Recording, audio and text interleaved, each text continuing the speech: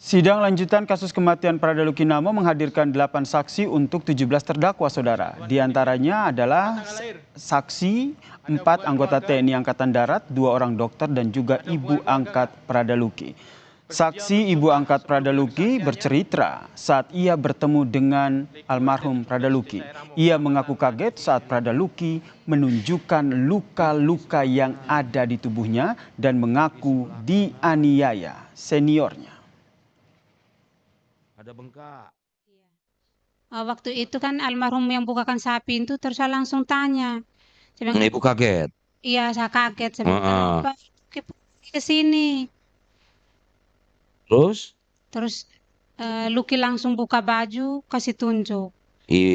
almarhum langsung buka baju. Iya, Tapi ibu tanya dulu sebelumnya. Langsung buka baju. Sebelumnya tanya kenapa kembali. iya.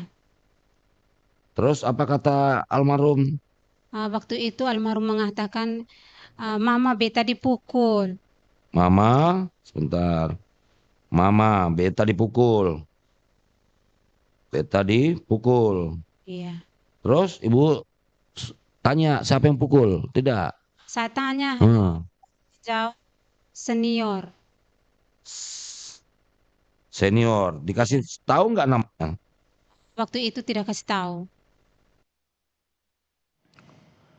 Selain ibu angkat Prada Luki, saudara, saksi lain yang dihadirkan dalam persidangan kali ini adalah dokter yang memeriksa Prada Luki. Dari kesaksian yang diungkap di persidangan, dokter yang memeriksa almarhum Prada Luki menyebut menemukan sejumlah luka memar akibat benda tumpul di dada, perut hingga kaki paha korban.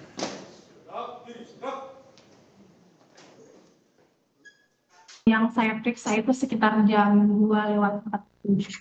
Jam 2:47. Datang ke OGD, siapa yang mengantarkan? Saya sebutnya teman pasien karena pakaian tentara. Perut saya telusuri baik-baik karena ada luka memar itu. Ya, adanya di mana aja? Di perut, dada, terus Di perut, dada, sampai pinggang. sampai pinggang. Di kaki ada nggak? Di tangan ada, di kaki juga. Di paha lebih tepat. Paha ya. Dokter juga ada tanda memar yang merupakan kecurigaan ke arah trauma tumpul di bagian dada sama perut.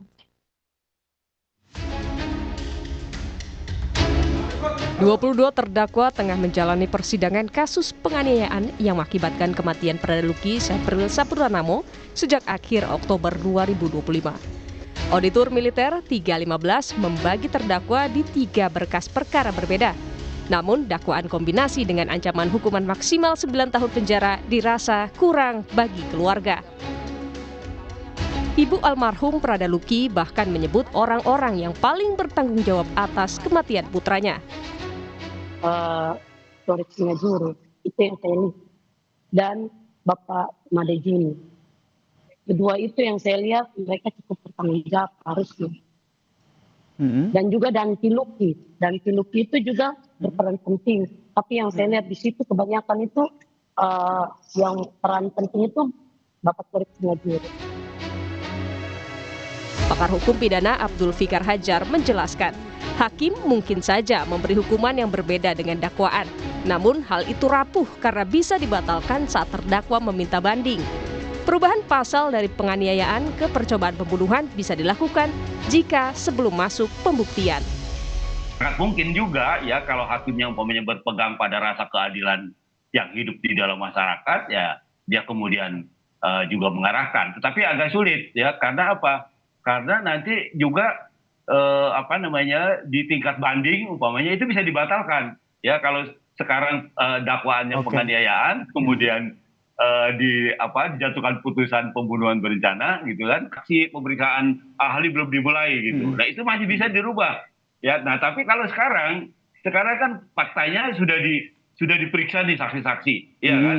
Nah jadi agak sulit merubah dakwaan ini menjadi itu tadi paling tidak percobaan pembunuhan lah.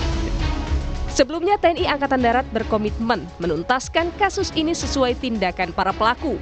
Persidangan juga dibuka untuk umum agar publik bisa memantau jalannya persidangan dan penegakan hukum berjalan secara transparan. Tim Liputan, Kompas TV.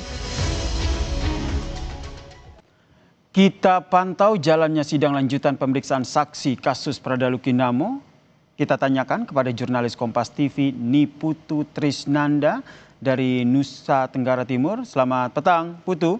Putu, sidang dalam persidangan kali ini, apa fakta-fakta yang diungkap oleh para saksi, terutama saksi dari ibu angkat Pradaluki?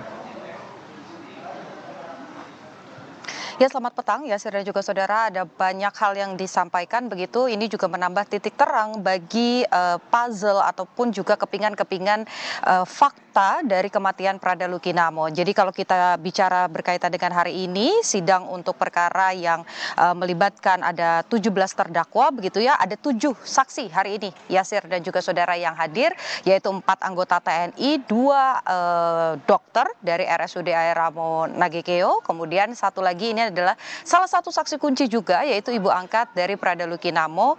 Jadi kalau di budaya begitu ya, di daerah Kupang begitu untuk di batalion ya, ketika misalnya ditugaskan di satu penempatan khusus atau berdinas di satu penempatan khusus, maka nanti akan memiliki ibu angkat atau ibu asuh begitu di daerah sekitarnya, sehingga ini nanti juga ada upaya untuk menolong dan juga berbakti di lingkungannya. Nah, salah satunya itu dihadirkan. Mengapa ini disebut sebagai saksi kunci ya, dan juga saudara, karena tadi dari keterangannya salah satu pihak yang melihat, bertemu, bahkan berbincang dengan Pradaluki Namo sebelum dinyatakan meninggal dunia pada 6 Agustus 2025. Ini adalah ibu asuh atau ibu angkat dari Pradaluki Namo yang tadi dihadirkan ke muka sidang.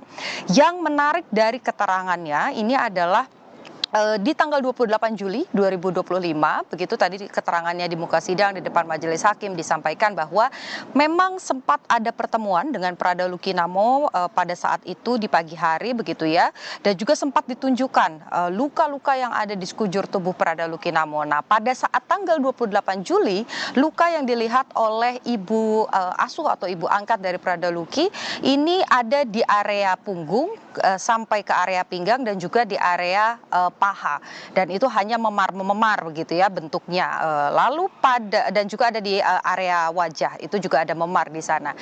Setelah kemudian berselang beberapa hari, kemudian mendapatkan informasi bahwa Pradaluki ini akhirnya dirawat di Rumah Sakit Umum Daerah Air Ramo Nagekeo, dan juga sempat dikunjungi oleh ibu asuh atau ibu angkat. Ada hal yang berbeda, yakni luka dari Pradaluki Namo ini bukannya berkurang, malah bertambah. Jadi sebelum dijemput begitu ya untuk kembali ke batalion, ini sempat disampaikan bahwa memang lukanya hanya di bagian-bagian tersebut saja, tapi ketika kemudian ditemui, dijenguk, ini lukanya bertambah. Tentu ini mengindikasikan bahwa kekerasan yang terjadi dan juga dilakukan oleh para terdakwa ini betul adanya, dan tentu saja ini akan menjadi pertimbangan dari majelis hakim, termasuk juga keterangan dari 2 dokter yang juga menguatkan bahwa pada saat pemeriksaan awal ini juga ditemukan luka-luka pada tubuh Pradaluki, dan sekarang 4 anggota TNI ini juga masih menjalani proses pemeriksaan atau memberikan keterangan. Jadi kita masih tunggu apakah nanti hasilnya ini akan menguatkan pasal-pasal yang didakwakan kepada para terdakwa, ya ini berkaitan dengan adanya tindak kekerasan yang kemudian berujung pada kematian Pradaluki Namo.